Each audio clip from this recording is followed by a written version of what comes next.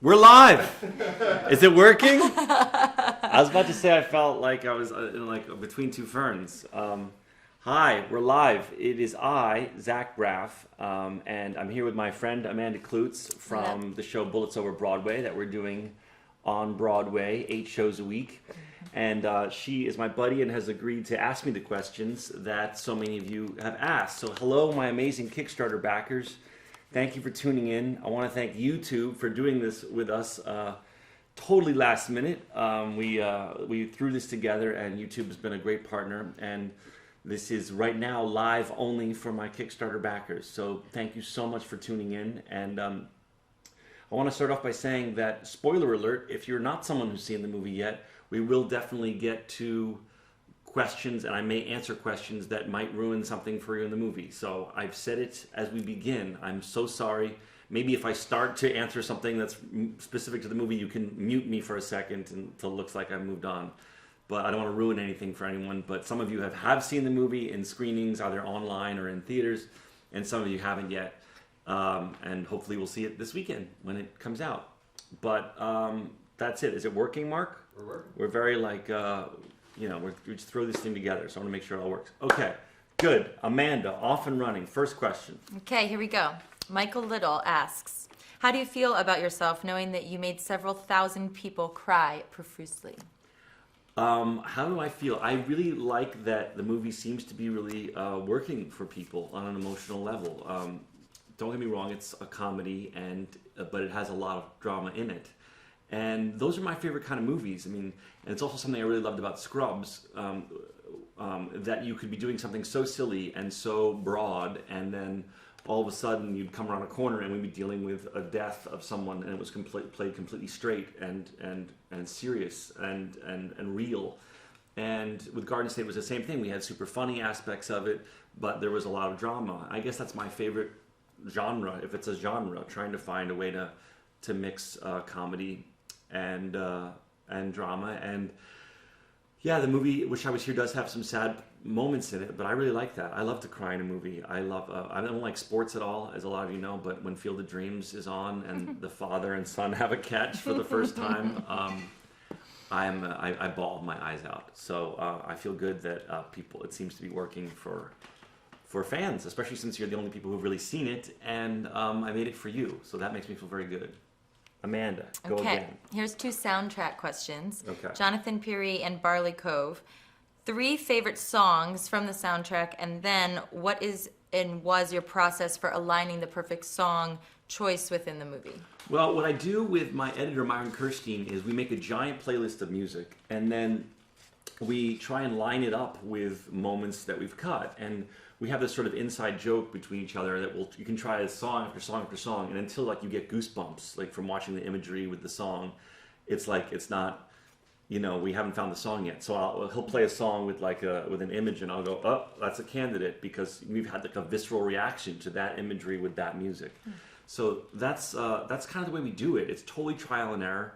You can try 150 songs before you get one that's a candidate. And it's a lot of work, and we had a lot of help from Mary Ramos, our music supervisor, and other people that are my friends that give me music. And the soundtrack is out, so go check it out on iTunes. My favorite songs on the soundtrack, the first is the title track, "Wish I Was Here." It was written by Coldplay, and is performed by Cat Power and Coldplay. And I've been listening to the song on a loop, and I know you said when you walked in that you have been too. It's really just so beautiful. What I tried to do with this soundtrack was, because in the last 10 years since Garden State came out, and AJ, hand me that.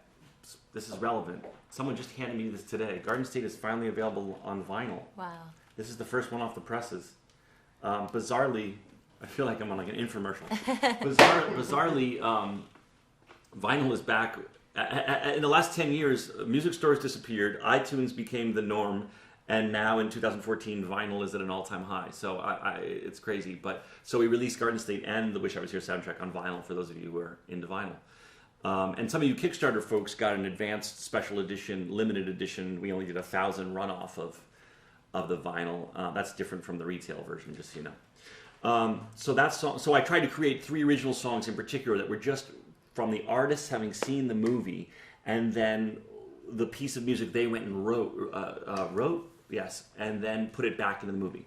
And so Bon Iver is another example of that, and that's another favorite. And the Shins, of course. It's no secret I love the Shins, and James Mercer wrote an original song. Is it working, Mark? Okay, good. I want to make sure I'm not just talking to me and Amanda. Otherwise, Amanda is having the best Q&A anyone's ever had. Okay. Okay.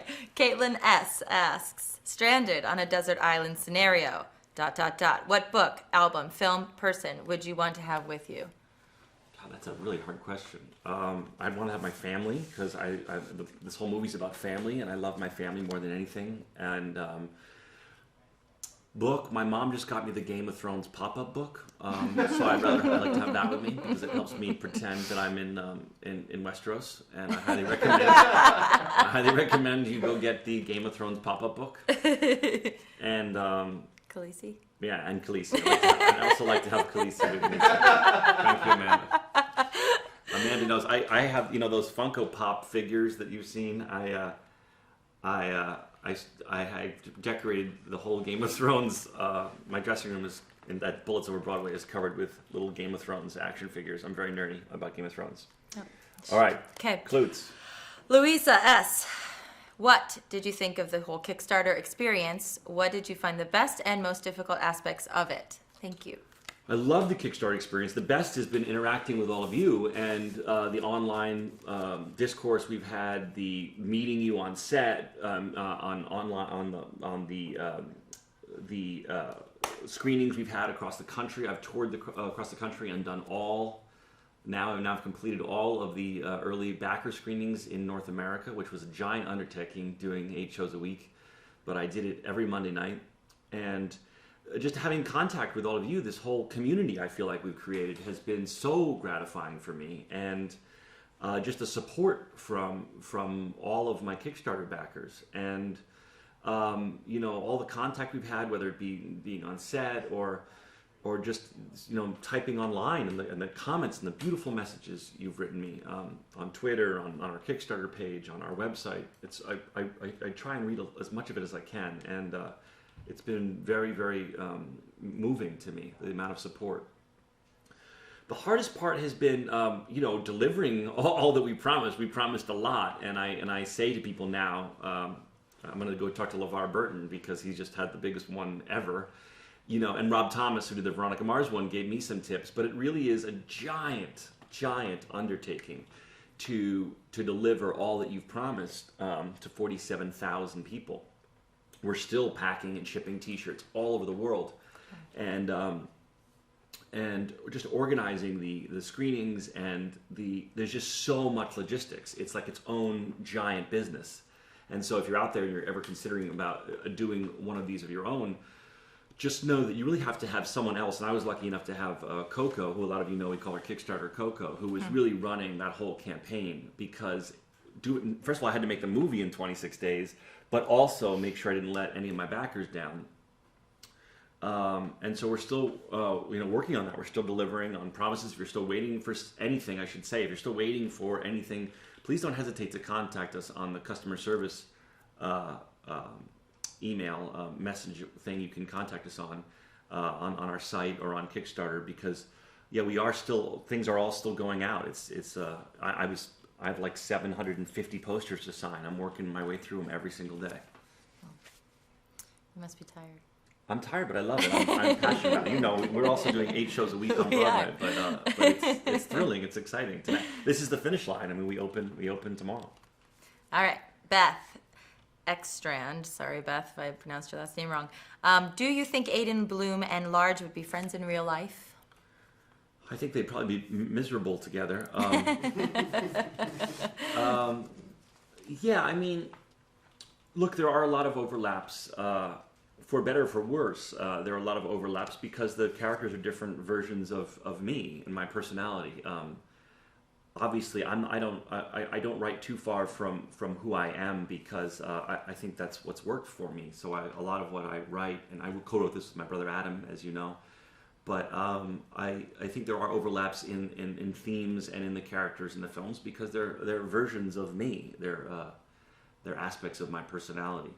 So so yeah, there are overlaps in the characters, and there even happens to be two people in each film, a person in each film who can't swim. Because I learned to swim late, so I guess that'll be a theme. In all my films, there'll be someone who can't swim. So yeah, they're by no means the same people, but they're obviously people will notice overlapping themes in both films, because I'm writing what I know and a version of my life.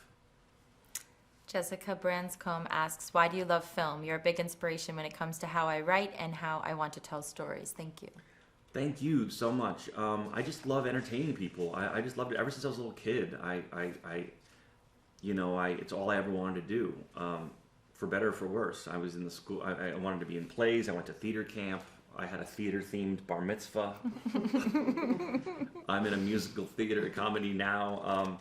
I love film because movies just really move me. It's the art form that moves me most. Either makes me crack up the most or makes tears fall from my eyes. And it's just, I go to a museum and I look at art and I go, okay, that person has talent. I see that. That's a good piece of art. But for me personally, I don't feel an emotion. It doesn't hit me like movies do and theater does. Theater and film and TV, a good TV, moves me. It makes me think about my life. It takes me away from my life, depending on what mood you're in or what you're watching. So it can be escapism, or it can really be therapeutic in a bizarre way. Good answer. Are we still live, Mark? We're still live. We'll do it live! All right, Ryan Garcia. Hey, Zach Braff. Will the DVD release of Wish I Was Here film tell us what happened to Kugel? Kugel is the dog in the film, and for those of you who aren't Jewish or don't know, Kugel is a Jewish noodle dish that my grandmother used to make very, very well. May she rest in peace. And Mandy Patinkin's character plays a religious Jew, so we thought it was funny that he named his dog Kugel. I guess it's an inside Jew joke that maybe 2% of our population will understand, but that's okay.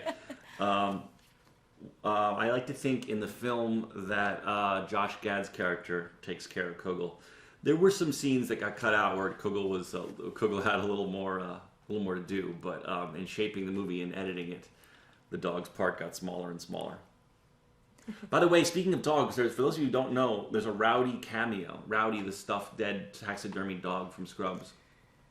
It's kind of like Find Waldo. You have to find Rowdy in the movie. He's in the background of a shot. He's hard to find a little bit because he's out of focus. You can't have like a taxidermy dog in the middle of a scene. Otherwise, it's really surreal. So I put him in the background where you kind of have to look for him. But it's like, where's Waldo? Try and find Rowdy in the background of Wish I Was Here. Roberta Hoffman asks, what would your advice be to us 30-somethings out there who feel stuck and unhappy? I would say that I often think of the expression, the definition of insanity is doing the same thing over and over again and expecting a different result. It's certainly one of the things that drove this whole Kickstarter campaign. I think I put it on my page when I first came and pitched it to you guys. For me, that example was trying to get a film financed the same way, under the same rules, was insanity, and I had to try a new way. And I think a lot of us, in all aspects of our lives, we just get stuck in the same rhythm, and we can't figure out why things aren't changing. Well, it's because we haven't switched anything up. We haven't changed who we're being. We haven't changed the way we do things.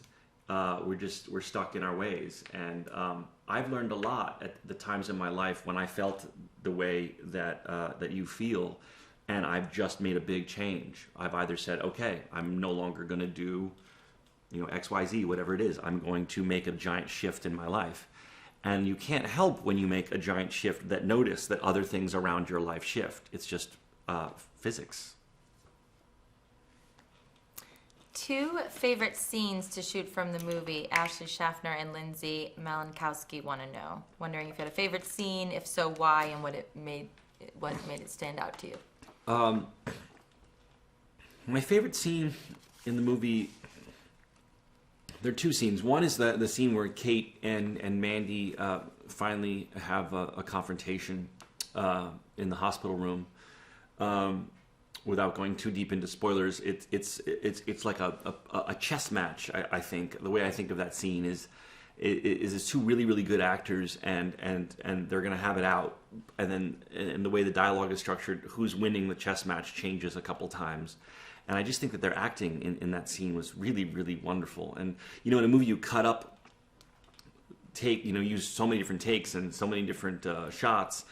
But I'll tell you an insider thing, and that is that Kate Hudson's performance was so good in that scene, in one take in particular, that I really almost entirely took her performance from that one take, and didn't really use any other takes, because it was just one of those, talk about goosebumps raising on your arm. I mean, it was just phenomenal, as someone who loves good actors. And then Joey King has a scene with her uncle, Josh Gad, that is just so powerful. I mean, Joey King is one of the best actors I've ever worked with, and she's 14 years old. She reminds me of a young Natalie Portman when Natalie was in The Professional, and I really think that Joey will be a household name. I just think she's a superstar.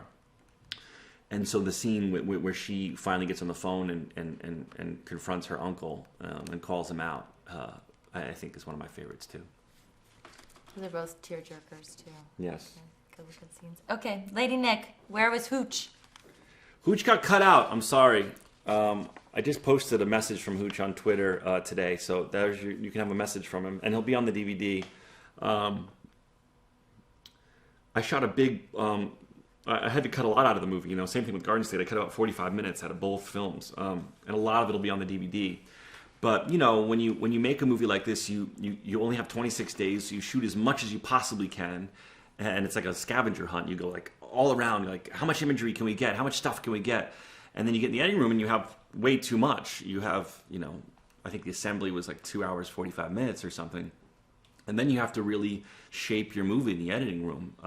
Like anything that needs to be edited down, even a term paper or a piece of creative writing or a book, anything needs editing. And so things get cut, even though things you cut, things you can't believe you'd cut. If you'd asked me, would I have cut the scene, the big party scene that Hooch was in, I would have said, no way. But then eventually you see, you know what?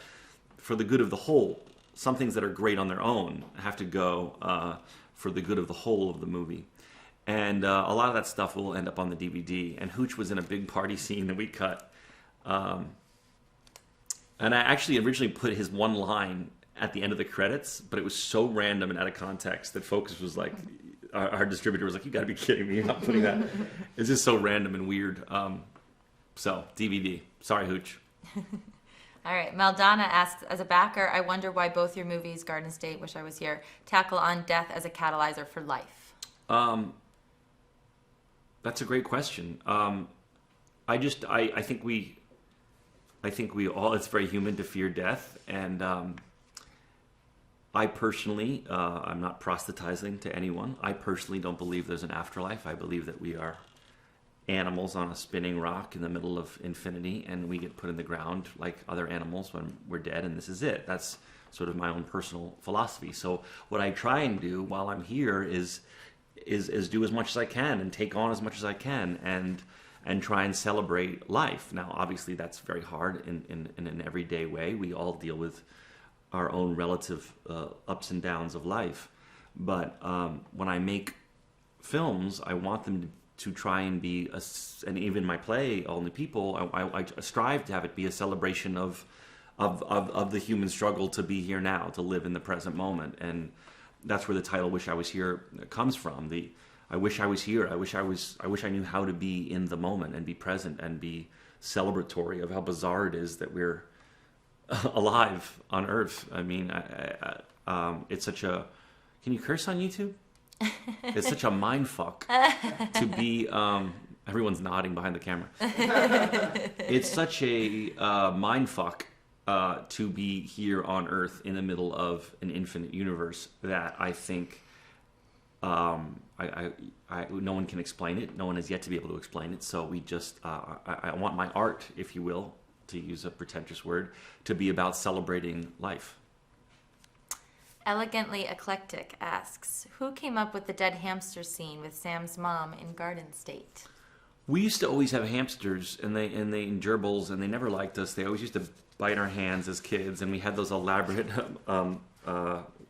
things that I put in Garden State, the habit trails, and obviously not as elaborate as the one Natalie has in Garden State. And I just thought, and they died because we were kids and we didn't know how to take care of them, or my mom would once I went to camp and my mom once left my hamster in too hot a room. Sorry, yeah. I'm sorry to call you out, Mom, but he went a bad way. And he was named after, what's the name of the Mr. Mistopheles? Mr. Mistopheles. From Cats? Yeah. That's how much I love music. That's how much I love musicals. He was named Mr. Mistopheles. Did you sing to him? No. Oh. Well, he was dead, so he couldn't hear it anyway. But I love animals, so I'm sorry that anyone has ever died under my care. But the sort of Pet Cemetery thing from Garden State was inspired by that. How we were kids, kids have pets that die, and that's where that came from. Good.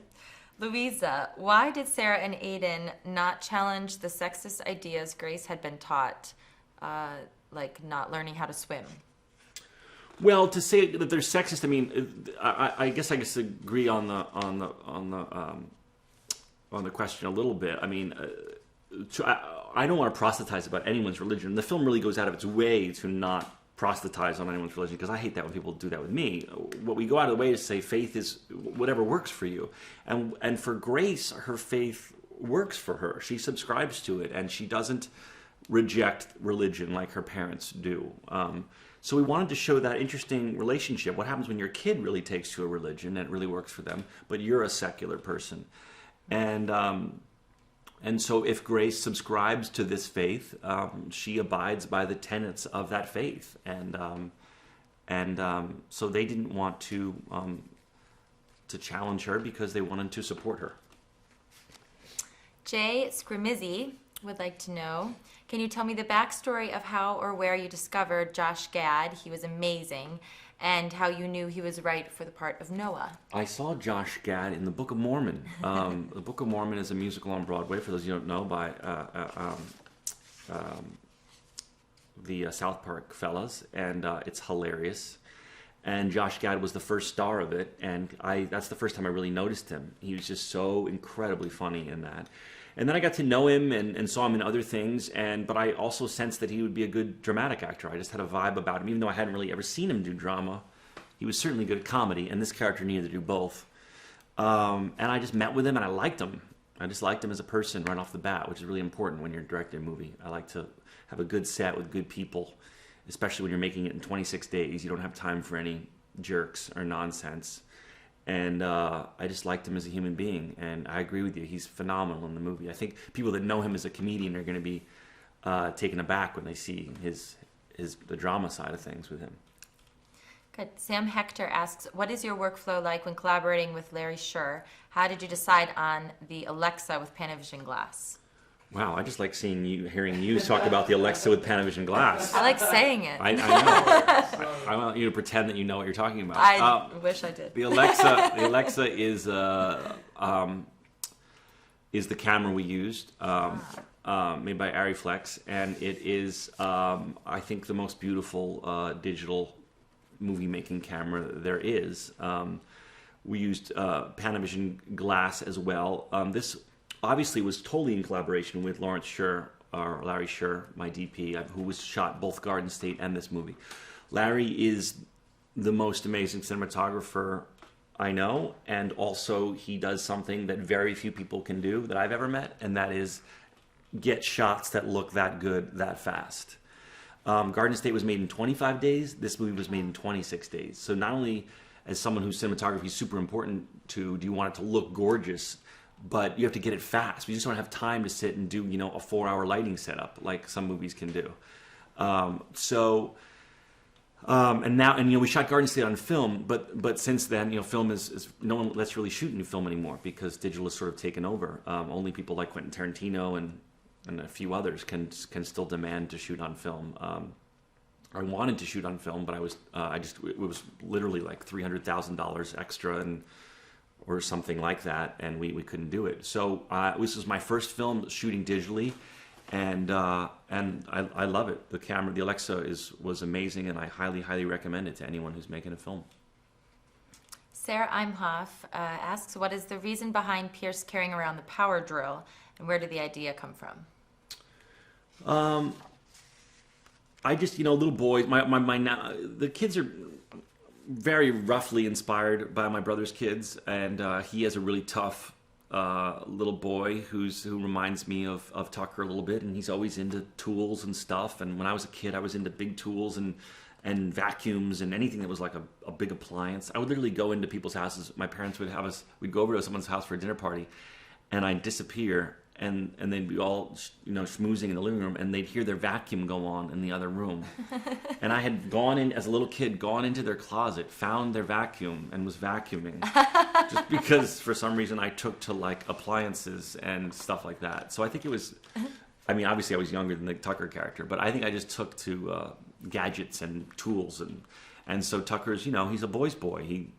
He's the other side of the coin. He didn't take to the religion, and whereas Joey's character is really into it, he just wants to be a scrappy boy playing with a drill and building forts. Okay. How are we doing on time, Mark? 4 minutes. 4 minutes. All right. Last couple questions. Mitcher 1000. We'll fix the exhausted lines under my eyes later, right? That's like, these exhausted, tired lines aren't going out live, are they? Wait, zoom out. Are you crazy? Zoom out. I'm sorry, people. I haven't slept in weeks because I'm working so hard on this. And doing a Broadway show. Okay. Well, it's over Broadway with Amanda Klutz. Come visit us. Okay, Mitcher 1000. I'm an Orthodox Jew. What made you want to write about Judaism like you did in such detail, all caps, reaching a limited audience? Well, because I think audiences are smart, and I think audiences will go, okay, I'm not Jewish, but I can insert my own experience with faith here. And my Kickstarter backers allowed me to do that. Certainly a studio or a typical financier would want me to tone down the aspects of the story that are faith-based, especially Judaism, because Jews are 2% of the population in the United States and shrinking. So from a studio or a financier point of view, like, oh, that's a limited audience. But, I think about, Big Fat Greek Wedding, and I go, okay, I'm not Greek. I don't even know if I know any Greek people, but I can relate to their story and see my family in it and really enjoy the film. So I thought, well, if I write about my experience, because that's all I can write about, it would be silly for me to write about Catholicism. If I write about my experience, that other people, Christians, whatever, can go, okay, I can relate. I went to a strict Catholic school. My parents were super into the religion, and I sort of pulled away from it. You just insert your own experience there. Just like in the film, my character is a struggling actor. Again, I'm writing what I know. Most people aren't struggling actors, but hopefully they can go, okay, I have a dream I'm going after. I have a thing that I'm dying to accomplish before I die. Insert it there. I think so many creators of content talk down to audiences. Audiences are smart. They can relate. Here's a good one. Jessica Baldy, what's your favorite place in the world? Wow, I don't know. My favorite place in the world. I don't know. That's a tough question. I love so many places. I don't know. I guess my apartment. I love New York City. I guess my favorite place in the world is New York City. Someone behind the camera just went like this. I love to go lots of other places, but I'm 39 now, and of all the places I've traveled, and I have traveled quite a bit, there's no place to me in the world more exciting and more at the epicenter of everything, whether it be entertainment, creativity, art, culture, than New York City. Okay, Brigdita. Not to mention the new YouTube hub. Thanks, YouTube. That was my shout out. Brigdita Piraglia. What's your biggest challenge you face directing yourself? And also, hey, from Brooklyn. Oh, hey, girl. Hey, Brooklyn. I always get this question: why is it hard to direct? Is it hard to direct yourself? And the truth is that I really feel like it's easier because I can kind of steer scenes from within. I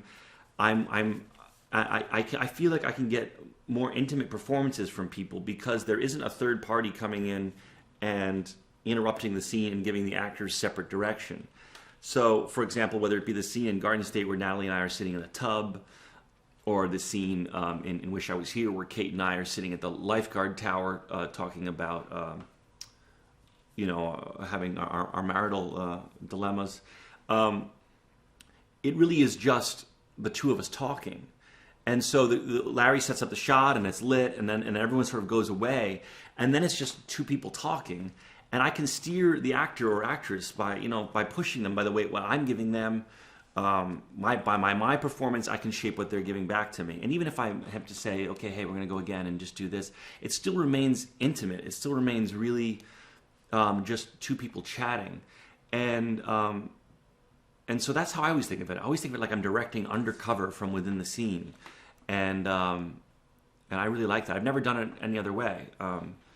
Obviously, just these two films, and I didn't direct all of Scrubs. Obviously, I think I only directed 7 or 8. But I really like that. I like directing myself.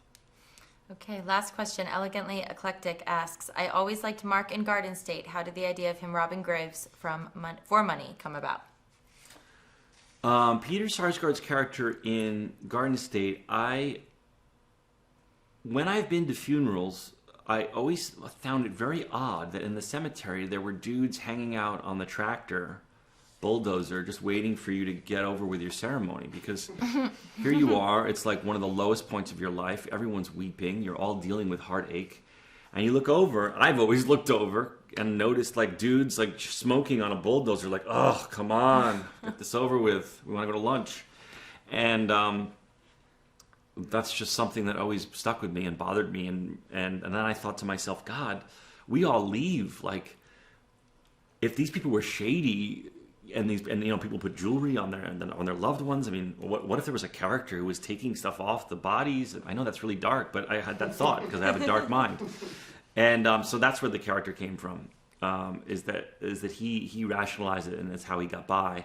And that in Garden State, it was his sort of making good on the horrible things he had done, was by tracking down that one piece of jewelry that he had taken from Andrew's mother. That's a really dark note to go out on. But thank you so much. I hope this really worked and they weren't lying to me. I want to thank YouTube for hosting this. They not only were awesome, but they threw it together really fast. And this new facility they have is gorgeous. I'm sure you'll be seeing a lot of live streams from here.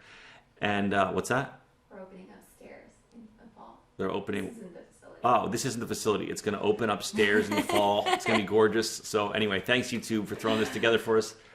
I'm obviously closing on thanking the backers, Mark. Backers, thank you so much. Quite literally, without any exaggeration, none of this would have happened without you. From the bottom of my heart, I hope you love the movie. It's out this weekend. Please check it out. Thank you so much for your support. I love you. And thank you to Amanda Klutz for being wonderful hostess of our mini show. Thank you. Should we freeze?